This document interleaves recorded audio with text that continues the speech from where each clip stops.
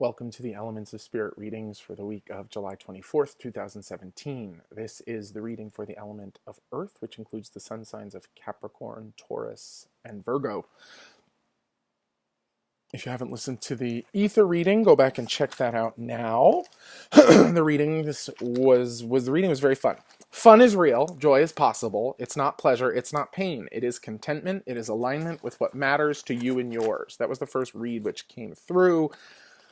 But we're then talking about healing tribal connection through, I connect to my origin stories and honor the values in them. I share my stories with my tribe and enjoy the clarity and support that comes from within us all. So we're working on breaking down barriers between ourself and ourself, between ourself and our inner circle, to articulate values, stories, origins, lineages, myths, meanings, values, so that as we go from this Leo new moon to the eclipse in August, we are buoyed by shared intentions. We're lifted up by making choices based on our common values. I said in the last reading, if we can't hold a shared vision of the world, then we can't make that vision manifest. And that doesn't mean we should stop trying to envision it. It means we have to clarify the vision in whatever way we can, first as individuals, then with beloveds, then with our tribe, then with our community, then with our nation, then with our world, and open up in bigger and bigger and bigger circles. But don't be overwhelmed by the immensity of what must be done. Simply start with your heart. Go to you. Go to your values, your stories. That's what the Leo new moon ritual is about. It's got some beautiful fill in the blanks for like, what do you value about yourself so that you can share that with the tribe. Sharing your stories and yourself and listening to the stories of your tribe allows you to build that shared connection, carry it over into the world. Bob's your uncle. Okay.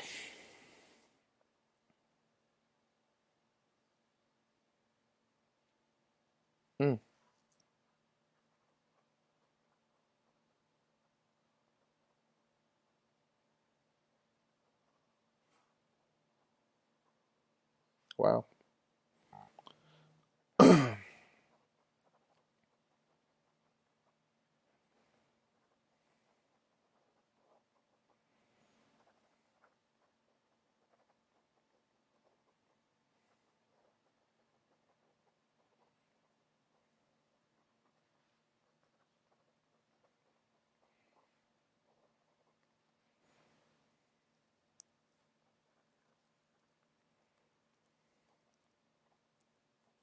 Okay.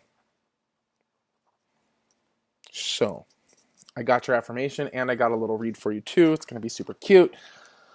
So the first thing I heard, I just saw all these big hulking rocks, boulders, rocks, just gorgeous, standing stones.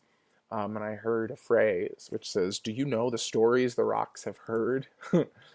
And I'm seeing now this rock that I once saw in Joshua Tree, which had this bowl sort of carved out of it. And there's no way that it could have been from water. Oh, you can't see it because the bowl was almost like a concave, but not like this.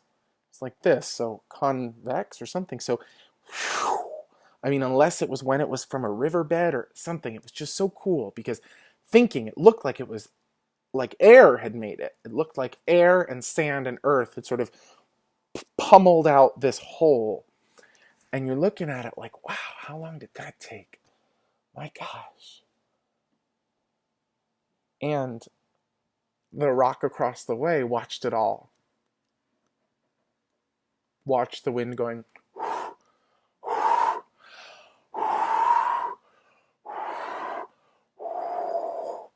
trying to move a mountain. But not even trying to move a mountain, just blowing. So the rock across the way got to sit back and watch that rock getting blown. The rock across the way got to sit back and watch the wind just blowing and the rock getting blown, and is able to tell the story, witness the whole story of that 1,000, 1,500 year period, whatever, 20 million year period, 2,000 year period, where the wind was blowing the rock. Right? It's a good story.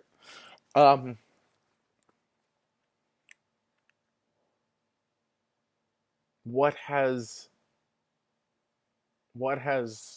you know, Arunachala, what has Mount Shasta, what has Kilimanjaro witnessed, right? What stories have they heard? You know, stones, crystals absorb vibrations, right? What have they absorbed? What have they heard? Do you know the stories the rocks have heard? And the idea here is when we go back to this beautiful, I'm not even sure exactly what this means yet, but I'm going to show it to you anyway. The idea here is that in this diagram of, this was from the, I think it was from the air reading. Yeah, this is from the air reading. This is you. These are your stories, sharing the stories with the tribe sharing the stories with you. Beautiful permeability. The idea here, if I were to redraw this for the earth, it would be that listening is more important than speaking, right? Listening. And that I would actually show you kind of like turning around inside this circle to really frickin' take it all in and witness it. Really listen more than speak right now, as opposed to, I think it was, I can't remember which one it was. Listen more than speak and witness, and then the affirmation is going to make more sense of this. I am the center of my center. I am the center of my center.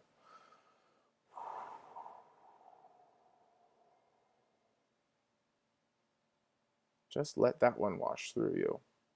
I am the center of my center. I offer myself in service of the highest ideals contained within. So that's the thing. Whereas with most of the other elements this week, we've been talking a lot about increasing permeability and dissolving resistance between the individual and the group so that the shared values can be articulated through our tribal origin stories, so we can be lifted up and, you know, bolstered, buoyed, floated by our shared values, so that when the tidal wave of the eclipse comes crashing on us, you know, the energetic tidal wave of the eclipse comes crashing on us, we have shared values that maybe are not in the tidal wave or in the world around us that can sort of keep us buoyant and at least give us a sense of where we are, where we've come from, where we're going, what to work on. Shared values. But in your case, I was going to at first say, don't worry about the permeability in the tribe. But in your case, it is also about the permeability in the tribe, the sharing of those stories. And in your case, it's going to say, maybe shut your pie hole this week. Maybe just listen. Listen. And let be as silent as a fucking rock. Be as silent as a mountain, right? Which is not always silent. There's, you know, there's rocks that fall and winds that howl through openings, and, you know, there's all sorts of sound effects that go along with it. But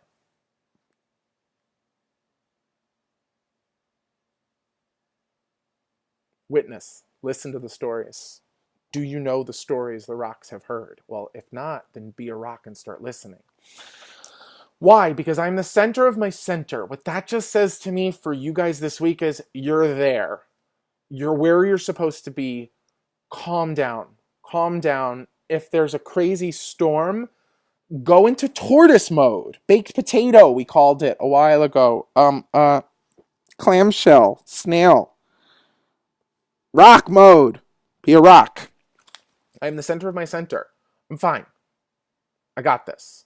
And then if we go to, I think it was the fire reading, it was a lot of like, I'm proud of you, I'm proud of me, I'm proud of you, I'm proud of myself, I'm proud of you, I'm proud of us. Beautiful permeability. The difference here is like, I am the center of my center. Your consciousness is at the center of yourself. You are in that shared space. Yes, we are all in that shared space, but when I say I am the center of my center, it is a little bit of pulling away from what everyone else thinks. A little bit more centralizing around what you think, how you feel, what your truth is, who you are. And then, this is the permeability, connecting to the tribe, I offer myself in service of the highest ideals contained within, aka my highest ideals. So if the shitstorm starts raining, you don't go dealing with everyone else this week. You go into cocoon mode, right? So that you affirm nothing's wrong, nothing's wrong, nothing's wrong. I'm where I'm supposed to be, I'm where I'm supposed to be, I'm where I'm supposed to be. I am the center of my center. I am the center of my center. I am the center of my center. I am the center of my center. I am the center of my center. I am the center of my center. I am the center of my center. I am the center of my center. I am the center of my center. I offer myself, because I'm so centered, in service of the values contained within. I'm not just giving myself to the group. I'm giving myself to the group in the way that is most authentic and desirable and aligned with my own values. So I go from myself to the group because maybe I've been a little bit involved with the group, and being there and being there for everyone. And maybe now it's like I am the center of my center.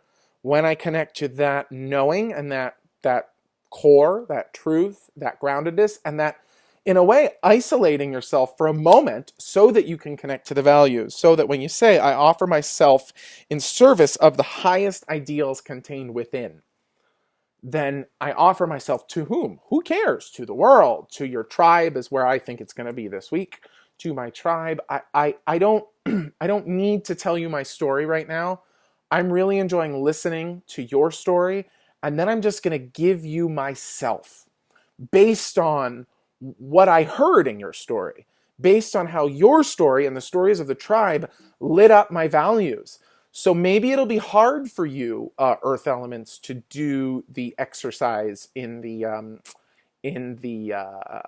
Leo New Moon Ritual on ediblespirit.com. Maybe it'll be difficult for you to articulate what you love about yourself, your favorite thing that you love sharing with everyone. Maybe it's not easy for you to relate to the tribe on your own. The idea is that's okay. Don't do anything that's not real for you right now. Practice being like a rock, sitting, listening, witnessing, being there, being present, even being, like I said, in the center, listening, turning around, witnessing everyone in the tribe, and letting their values, their stories, their truths, their meanings light up inside of you what matters to you. So the important thing here is to stop, to listen, to witness, to be the center of your center, to reconnect to your authority, and then to offer yourself in service of the ideals that were lit up inside of you. Wow, friend, I really loved how you overcame that hardship and the freedom that you found. It makes me connect to the freedom in myself, and I offer myself in service of the ideal of freedom with everyone I meet this week. So it's almost like this affirmation will help you to relate to the group, and your relations to your group will give you even more to affirm and more to carry you through the week. Affirmation once more. I am the center of my center. I offer myself in service of the highest ideals contained within. So be it, and so it is. Thanks for tuning in to the Elements of Spirits for the week of July 24th. I'll see you next week. Lots of love. Bye.